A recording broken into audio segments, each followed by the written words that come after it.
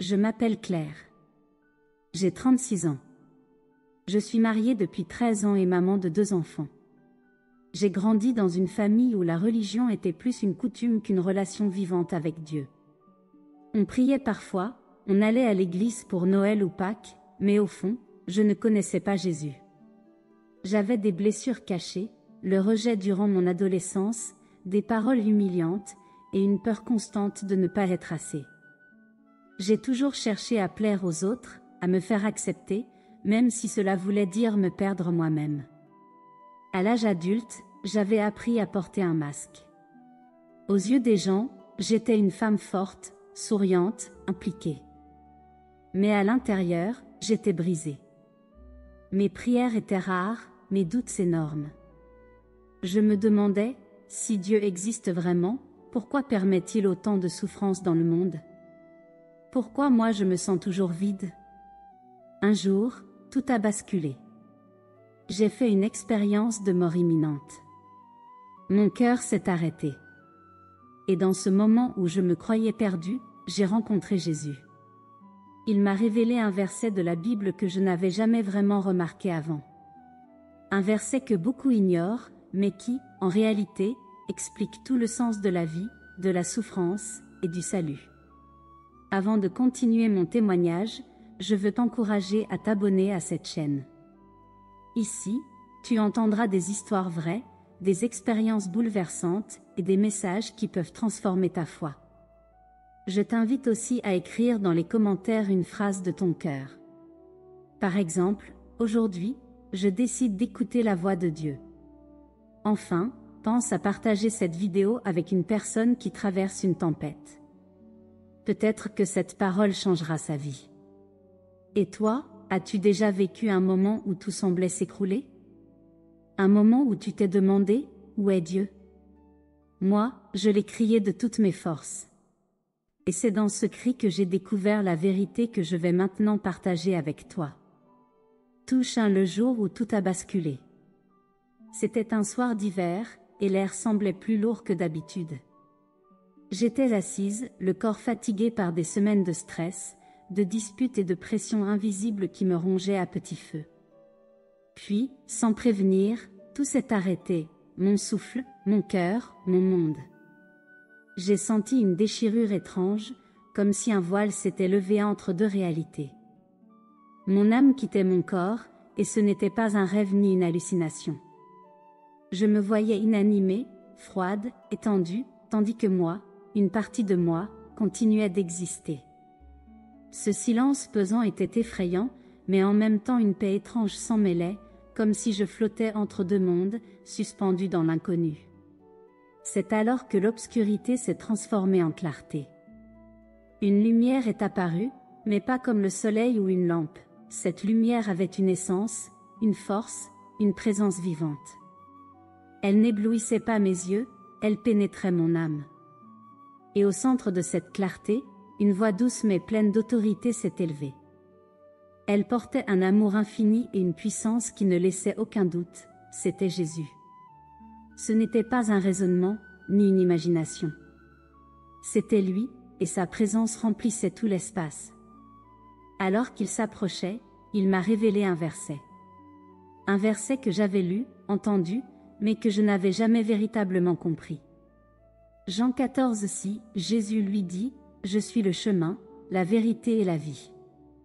Nul ne vient au Père que par moi. » Ces mots, qui me paraissaient auparavant une simple déclaration religieuse, devenaient la clé qui expliquait tout.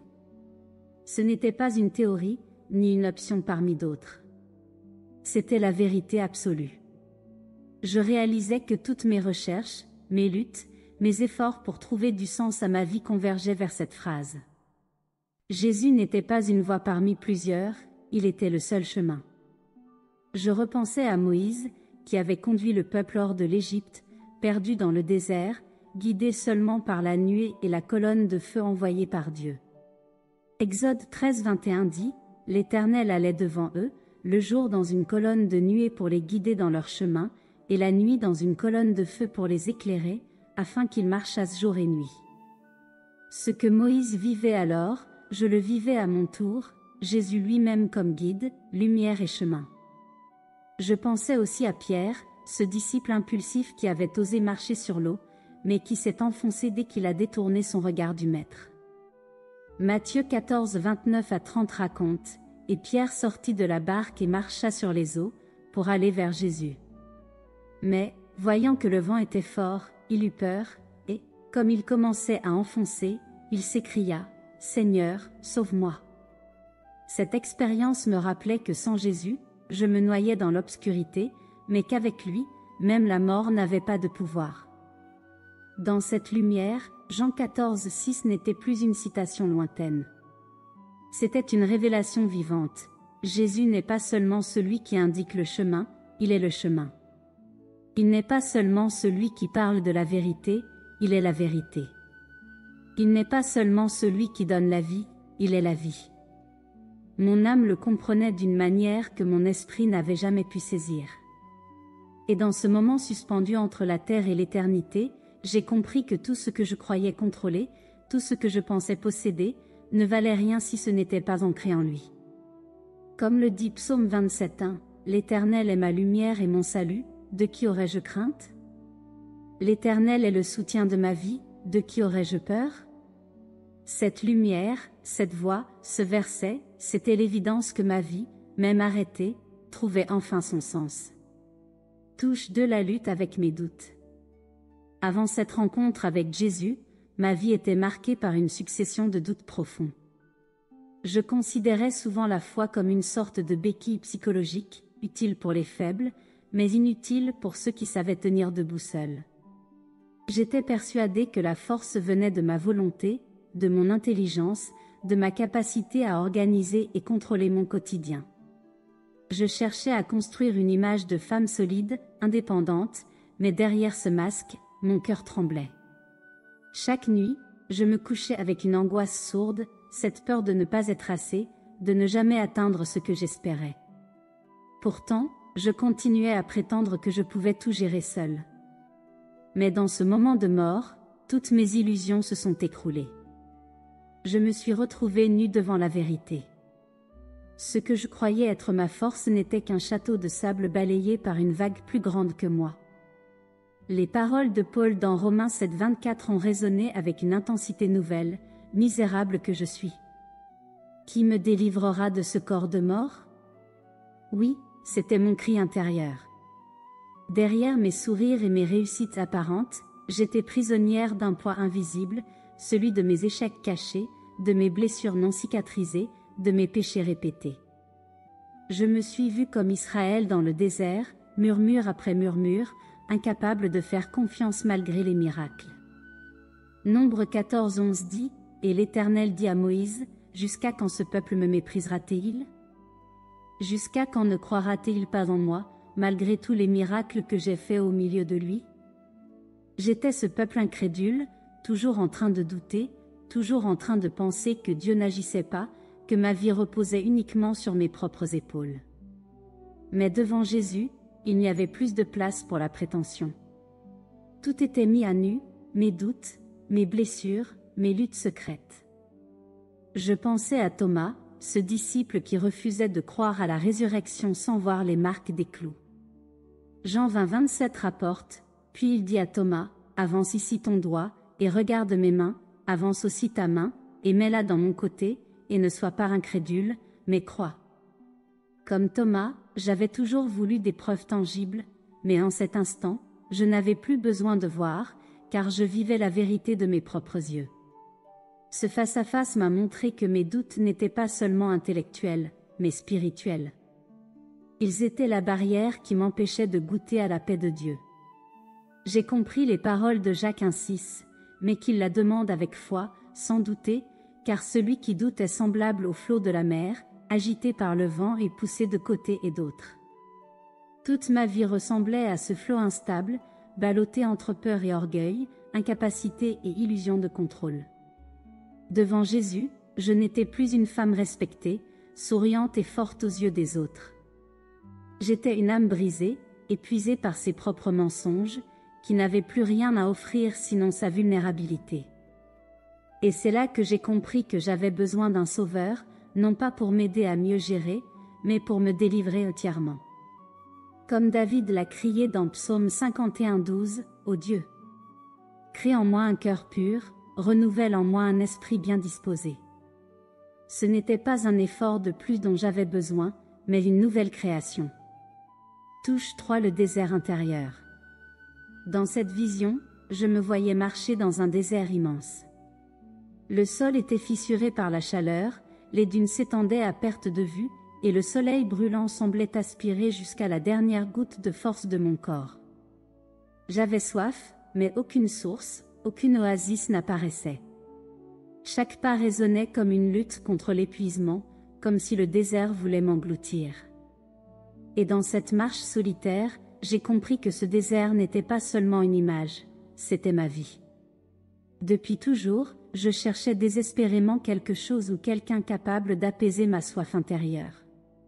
C'est alors que résonna cette parole de Jésus, Jean 7:37, « Si quelqu'un a soif, qu'il vienne à moi, et qu'il boive. » Ces mots avaient la force d'une promesse. Je réalisais que je buvais depuis des années à des sources empoisonnées. L'amour que je cherchais dans le regard des autres n'était qu'un mirage. Le sens que j'espérais trouver dans mon travail, mes projets, mes réussites, n'était qu'un sable sec qui glissait entre mes doigts. Même mes plaisirs passagers, mes petites victoires, se transformaient vite en poussière. Rien de tout cela ne comblait la soif profonde de mon âme. Je repensais à la rencontre de Jésus avec la femme samaritaine au puits. Jean 4:13-14 dit, Jésus lui répondit, « Quiconque boit de cette eau aura encore soif, mais celui qui boira de l'eau que je lui donnerai n'aura jamais soif, et l'eau que je lui donnerai deviendra en lui une source d'eau qui jaillira jusque dans la vie éternelle. » Cette femme, rejetée, blessée, avait cherché l'amour dans des relations multiples, mais sa soif demeurait. Jésus n'a pas condamné sa quête, mais lui a offert l'eau vive, cette vie nouvelle que seul lui pouvait donner. En entendant ce passage, je me suis vue en elle, une âme qui avait tout essayé, sauf la véritable source. Le désert représentait mes faux refuges, mes illusions de contrôle, mes dépendances invisibles. Comme Israël qui errait 40 ans dans le désert, je tournais en rond, répétant les mêmes erreurs, incapable d'atteindre la terre promise de la paix véritable. Psaume 63:2 exprime parfaitement ce que je ressentais, ô Dieu. Tu es mon Dieu, je te cherche, mon âme a soif de toi, mon corps soupire après toi, dans une terre aride, desséchée, sans eau. Cette parole décrivait l'état exact de mon être, une soif de Dieu que rien d'autre ne pouvait remplacer. Ce désert intérieur n'était pas une punition, mais une révélation. Il me montrait que toutes mes sources humaines s'asséchaient, et que seule la source de Jésus pouvait jaillir éternellement. J'ai compris que j'étais comme le peuple d'Israël qui, face à la soif, murmurait contre Moïse, et que Dieu, par grâce, fit jaillir de l'eau du rocher. Exode 17:6 dit, « Voici, je me tiendrai devant toi sur le rocher d'Horeb, tu frapperas le rocher, et il en sortira de l'eau, et le peuple boira. » Et ce rocher, je le voyais maintenant clairement, c'était Christ lui-même. Dans ce désert intérieur, Jésus n'était pas seulement une lumière, mais une source. Une eau qui ne tarit jamais, une réponse définitive à la soif que je portais depuis si longtemps. Touche 4. Le poids de mes erreurs. Devant cette lumière éclatante qui révélait tout, je n'avais plus d'échappatoire. Comme sur un écran invisible, des scènes de ma vie défilaient l'une après l'autre, mes paroles blessantes que j'avais prononcées dans la colère, mes instants d'égoïsme où je m'étais placé avant les autres, mes choix secrets qui semblaient sans importance mais qui trahissaient mon cœur. Rien n'était oublié, tout était mis à nu. Ce n'était pas un jugement accusateur, mais une vérité trop claire pour que je puisse détourner les yeux. Je voyais l'envers de mon âme, dépouillée de ses excuses, et le poids de mes fautes m'écrasait. J'avais toujours cru que mes erreurs pouvaient être compensées par mes bonnes actions, mais à cet instant je comprenais que mes efforts n'effaçaient rien. Comme le dit Romains 3:23, « Car tous ont péché et sont privés de la gloire de Dieu. » Dans cette vérité insoutenable, une voix pleine de grâce a traversé mon cœur. Jésus me rappelait ce verset d'Ésaïe 1:18, « venez et plaidons, dit l'Éternel. Si vos péchés sont comme le cramoisi, ils deviendront blancs comme la neige, s'ils sont rouges comme la pourpre, ils deviendront comme la laine. Ces mots, je les connaissais peut-être, mais c'était comme si je les entendais pour la première fois. Ils n'étaient pas une promesse lointaine, ils étaient une réalité pour moi, maintenant. Tout ce que j'avais caché, tous mes secrets, toutes mes fautes qui me poursuivaient, Jésus me montrait qu'il pouvait les effacer, les blanchir, les transformer. Je me suis souvenu du roi David, cet homme selon le cœur de Dieu, mais qui avait commis l'adultère avec Bathsheba et provoqué la mort de son mari. Quand le prophète Nathan l'a confronté, David n'a pas nié, il a reconnu son péché et a crié vers Dieu. Psaume 51, 3 à 4 exprime son cri, « Car je reconnais mes transgressions, et mon péché est constamment devant moi. J'ai péché contre toi seul, et j'ai fait ce qui est mal à tes yeux. » David, malgré son échec, a trouvé la grâce d'un pardon réel. Et ce même pardon m'était offert. Chaque scène de ma vie était douloureuse à regarder, mais au lieu de condamnation, j'entendais un appel. C'était comme si Jésus me montrait mes fautes non pas pour m'écraser, mais pour m'inviter à déposer ce fardeau. Matthieu 11, 28 résonnait dans mon cœur, « Venez à moi, vous tous qui êtes fatigués et chargés, et je vous donnerai du repos. » Oui, j'étais fatigué de porter mes propres erreurs, fatigué de prétendre que je pouvais réparer ce qui ne pouvait l'être. Et soudain, l'image du sang de Jésus a pris tout son sens. Ce n'était pas un concept théologique, mais une puissance vivante qui lavait mes fautes. 1 Jean 1,7 affirme, « Le sang de Jésus son Fils nous purifie de tout péché. » Je comprenais enfin que la croix n'était pas une idée, mais une délivrance concrète.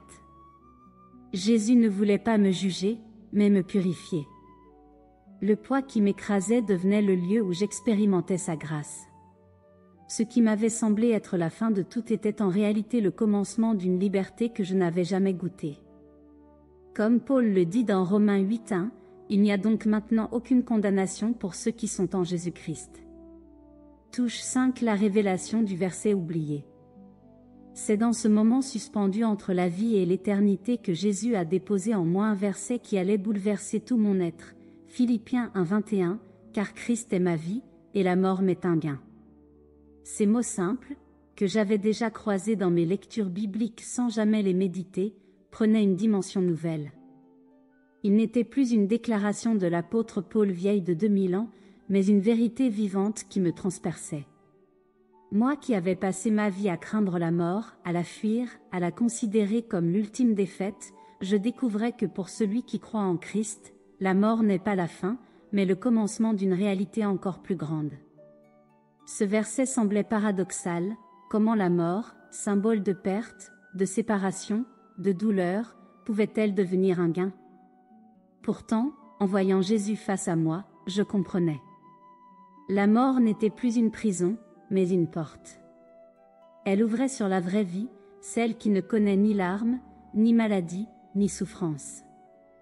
Apocalypse 21:4 dit, « Il essuiera toute larme de leurs yeux, et la mort ne sera plus, et il n'y aura plus ni deuil, ni cri, ni douleur, car les premières choses ont disparu. » En Christ, ce que nous redoutons devient en réalité la clé qui nous introduit dans la plénitude de sa gloire.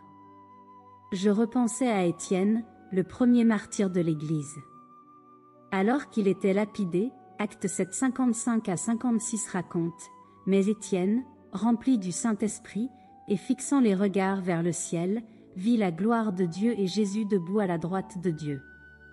Et il dit, « Voici, je vois les cieux ouverts, et le Fils de l'homme debout à la droite de Dieu. » Étienne mourait, mais pour lui, cette mort était une victoire, car elle l'amenait directement dans la présence de celui qu'il aimait. Ce qu'il perdait sur terre, il le gagnait en Christ. Dans ma vie, la mort avait toujours été une ombre menaçante, un rappel brutal de ma fragilité.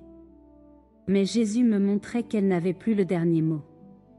Paul le proclame avec force dans 1 Corinthiens 15, 55 à 57. « Ô mort, où est ta victoire? Ô mort, où est ton aiguillon? » L'aiguillon de la mort, c'est le péché, et la puissance du péché, c'est la loi. Mais grâce soit rendue à Dieu, qui nous donne la victoire par notre Seigneur Jésus-Christ. Ce qui m'avait toujours effrayé devenait soudain une promesse de gloire. Mais au-delà de l'avenir éternel, ce verset révélait aussi une vérité pour aujourd'hui, car Christ est ma vie. Il ne s'agit pas seulement de mourir en Christ, mais de vivre en lui dès maintenant. Paul le disait dans Galates 2:20, « J'ai été crucifié avec Christ, et si je vis, ce n'est plus moi qui vis, c'est Christ qui vit en moi. » Cette révélation bouleversait ma perspective. Si Christ est ma vie, alors mes ambitions, mes peurs, mes projets n'ont plus le même poids. Tout ce qui m'entourait n'avait de valeur que dans la mesure où cela reflétait sa présence en moi. À cet instant, j'ai compris que le verset que j'avais toujours ignoré était en réalité une clé qui explique tout. Nous passons nos jours à nous accrocher à la vie terrestre, à protéger ce que nous possédons, à éviter la mort comme l'ennemi ultime. Mais Jésus me montrait que pour celui qui croit, la mort n'est plus une perte, mais un gain, parce qu'elle nous ouvre les portes de la véritable vie. Et que cette vie, je pouvais déjà commencer à la vivre, ici et maintenant, en laissant Christ être mon souffle, ma raison, ma force, ma joie. Touche-ci un appel à la confiance. Dans cette rencontre, la voix de Jésus a percé comme une flèche au plus profond de mon cœur. Tu passes ta vie à avoir peur de perdre. Mais en moi, tu ne perds rien. Tu gagnes tout. Ces paroles simples mais puissantes venaient briser l'un des mensonges qui avaient dirigé mon existence, cette peur constante de manquer, de perdre, d'être dépouillé de ce que j'aimais. Toute ma vie, j'avais vécu comme si je devais protéger ce que j'avais, comme si mon bonheur dépendait de mes possessions, de mes relations, de mes réussites. Mais au fond, cette peur m'avait rendu esclave, toujours sur la défensive, incapable de me reposer. En entendant cette vérité, une image m'est revenue, celle de Job. Cet homme, qui avait tout possédé, richesse, famille, honneur, et qui a tout perdu en un instant. Pourtant, dans l'abîme de sa douleur, il a prononcé ces paroles de foi, Job 19:25, « Mais je sais que mon Rédempteur est vivant, et qu'il se lèvera le dernier sur la terre. » Job n'avait plus rien, mais il avait l'essentiel, la certitude que son Dieu ne l'abandonnerait pas. Son espérance n'était pas dans ce qu'il possédait, mais dans celui qu'il connaissait. Je réalisais que moi aussi, j'avais bâti ma sécurité sur du sable. Jésus avait déjà enseigné cette leçon dans Matthieu 7:26-27. Mais quiconque entend ces paroles que je dis, et ne les met pas en pratique, sera semblable à un insensé qui a bâti sa maison sur le sable.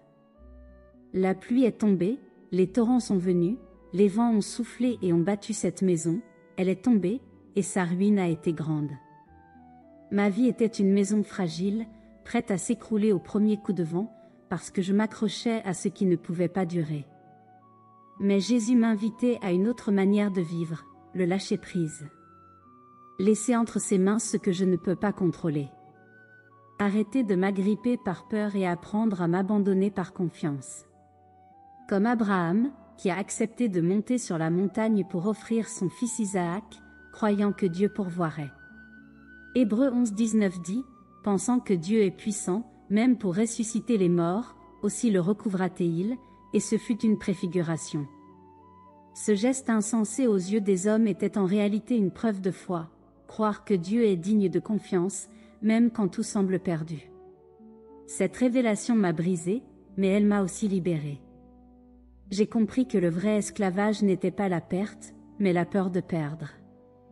Jésus disait en Jean 8:36, « Si donc le Fils vous affranchit, vous serez réellement libre. » La liberté ne se trouvait pas dans le contrôle, mais dans l'abandon. En lui, je ne perdais rien, car même ce que le monde appelle une perte devenait un gain éternel. Alors, j'ai laissé tomber mes défenses intérieures. Pour la première fois, j'ai goûté à une confiance simple, pure, comme celle d'un enfant qui se jette dans les bras de son père sans crainte de tomber. Psaume 37:5 devenait ma prière. « Recommande ton sort à l'Éternel, mets en lui ta confiance, et il agira. » Et je savais que tant que je m'accrochais à Jésus, je ne serais jamais perdante. Touche 7 Le retour à la vie. Alors que j'étais enveloppée dans cette lumière douce et puissante, une parole claire, ferme mais pleine d'amour, a retenti, ce n'est pas encore ton heure. Retourne, et témoigne. Ces mots sont entrés dans mon âme comme une mission scellée par le ciel. En un instant, la paix glorieuse que je goûtais a laissé place à une secousse violente. J'ai senti une force pénétrer mon corps comme une vague qui brise les chaînes. Mon cœur, arrêté quelques instants plus tôt, s'est remis à battre avec puissance. Mon souffle est revenu dans ma poitrine, et mes yeux se sont ouverts brusquement. Devant moi, je distinguais des silhouettes pressées, des mains s'agitant pour me sauver, des voix inquiètes. Les médecins, qui luttaient pour me réanimer, m'entouraient. Mais je savais au fond que ce n'était pas eux qui m'avaient ramené, c'était Jésus qui avait soufflé à nouveau la vie en moi. Ce moment m'a rappelé la résurrection de Lazare. Jean 11, 43 raconte, ayant dit cela, il cria d'une voix forte, « Lazare, sors !» Lazare était déjà dans le tombeau depuis 4 jours, mais une seule parole de Jésus a suffi pour le ramener. Moi aussi, j'étais comme enfermé dans une tombe invisible, mais sa voix a traversé les ténèbres pour me rappeler que ce n'était pas encore la fin. Sa parole donne la vie, même là où la mort croit avoir eu le dernier mot. Je me souvenais aussi de la fille de Jaïru. Marc 5, 41 à 42 dit, il la saisit par la main, et lui dit, Talitha Koumi, ce qui signifie, jeune fille, lève-toi, je te le dis. Aussitôt la jeune fille se leva, et se mit à marcher, car elle avait 12 ans. Et ils furent dans un grand étonnement. Cette jeune fille était revenue à la vie non pas par la science ou les efforts humains, mais par la main et la parole de Jésus. Ce jour-là, j'étais cette jeune fille. J'avais été relevée par le Maître. Quand j'ai repris conscience, tout semblait identique autour de moi, la pièce, les machines, les visages. Mais à l'intérieur, rien n'était pareil. Je n'étais plus prisonnière de la peur de mourir. Le poids qui m'écrasait avait disparu.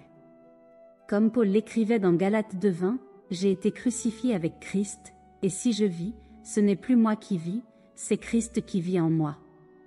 Ce n'était plus une belle phrase spirituelle, c'était devenu mon expérience. Ma vie ne m'appartenait plus. Elle lui appartenait. Les médecins parlaient d'un miracle, et je savais qu'ils avaient raison. Mais ce miracle n'était pas seulement mon retour à la vie physique. Le véritable miracle était intérieur, une nouvelle naissance. Je comprenais ce que Jésus avait dit à Nicodème dans Jean 3:3. En vérité, je te le dis, si un homme ne naît de nouveau, il ne peut voir le royaume de Dieu. J'étais né de nouveau, pas seulement pour exister, mais pour témoigner. Je n'étais plus la femme qui vivait dans l'angoisse de tout perdre.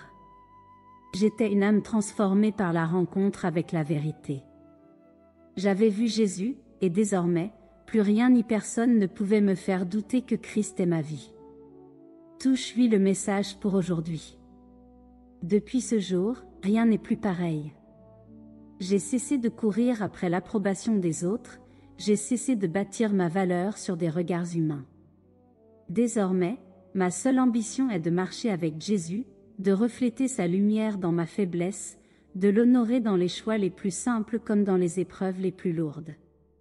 Ce n'est pas une transformation extérieure que j'ai vécue, mais intérieure. Mes priorités, mes pensées, mes craintes, tout a été bouleversé. Et je veux te dire aujourd'hui, de tout mon cœur, que ce verset ignoré peut transformer ta vie aussi. Philippiens 1:21, car Christ est ma vie, et la mort m'est un gain. Ce n'est pas une phrase à réciter comme une formule pieuse, c'est une clé, une révélation capable de briser les chaînes de la peur. Nous passons notre temps à craindre la maladie qui frappe, les pertes imprévisibles, l'avenir incertain, la mort inévitable. Mais si ta vie est réellement cachée en Christ, alors rien de cela n'a le pouvoir de t'abattre. Colossiens 3:3 affirme, « Car vous êtes morts, et votre vie est cachée avec Christ en Dieu. » Voilà la vérité, ce que tu es réellement, ton identité, ta valeur, ton éternité, ne sont plus exposés aux secousses de ce monde, mais gardés dans la main de celui qui ne perd jamais. Regarde Paul, il a traversé les naufrages, les coups, les prisons, les trahisons, et pourtant il déclarait dans 2 Corinthiens 4, 8 à 9, « Nous sommes pressés de toute manière, mais non réduits à l'extrémité, dans la détresse, mais non dans le désespoir, persécutés, mais non abandonnés, abattus, mais non perdus. » Pourquoi? Parce que pour lui, vivre c'était Christ, et mourir c'était un gain. Ni les chaînes, ni les blessures, ni même la mort n'avaient le pouvoir de voler sa joie. Ce message n'est pas réservé aux héros de la foi. Il est pour toi aujourd'hui. Si tu choisis de vivre pour Christ, ta vie prendra un sens nouveau. La peur de perdre se transformera en assurance de gagner. Les ténèbres deviendront des opportunités de voir sa lumière. Même la mort, ce mot qui glace tant de cœurs, ne sera plus qu'un passage vers l'éternité. Jésus lui-même a dit en Jean 11, 25, « Je suis la résurrection et la vie. Celui qui croit en moi vivra, quand même il serait mort. » Alors aujourd'hui, laisse ce verset entrer en toi comme il est entré en moi. Ne le considère plus comme une simple ligne dans la Bible, mais comme une vérité à vivre. Si Christ est ta vie, rien, absolument rien, ne pourra t'arracher de sa main. Ta victoire n'est pas dans ce que tu possèdes ou dans ce que tu perds, elle est en lui, ton Sauveur vivant. Il y a une vérité que beaucoup de chrétiens oublient, nous lisons la Bible comme un livre de morale, mais pas comme une déclaration de vie. Quand Paul dit que la mort est un gain, il ne parle pas seulement de l'au-delà. Il parle aussi de mourir à soi-même chaque jour. Mourir à nos égos, à nos peurs, à nos désirs qui nous éloignent de Dieu. Jésus l'a dit clairement dans Luc 9, 23, « Si quelqu'un veut venir après moi, qu'il renonce à lui-même, qu'il se charge chaque jour de sa croix, et qu'il me suive. » Voilà pourquoi tant de croyants vivent dans la frustration. Ils veulent Jésus sans croix, la vie éternelle sans mourir à leur propre volonté. Mais le secret de la joie, c'est d'accepter de perdre pour gagner. Mon ami, si tu écoutes ce témoignage aujourd'hui, ce n'est pas un hasard. Jésus frappe à la porte de ton cœur. Peut-être que toi aussi tu es dans un désert, peut-être que tu portes un poids trop lourd, peut-être que tu vis dans la peur. Alors je veux prier avec toi. Seigneur Jésus, je reconnais que sans toi je suis perdu. Je t'invite dans ma vie aujourd'hui. Lave-moi de mes péchés, remplis-moi de ton esprit, et fais de moi une nouvelle créature. Donne-moi la force de mourir à moi-même pour vivre en toi. Je choisis de croire que tu es la vie, la vérité et le chemin. Merci parce qu'avec toi, même la mort est un gain. Si tu as fait cette prière avec sincérité, sache que le ciel s'est réjoui pour toi aujourd'hui. Je t'invite encore à t'abonner à cette chaîne, à écrire dans les commentaires une phrase qui exprime ta foi nouvelle, comme « Jésus est ma vie dès aujourd'hui » et à partager cette vidéo à une personne qui a besoin d'entendre que tout n'est pas fini. Et souviens-toi, Philippiens 1, 21, « Car Christ est ma vie, et la mort m'est un gain. »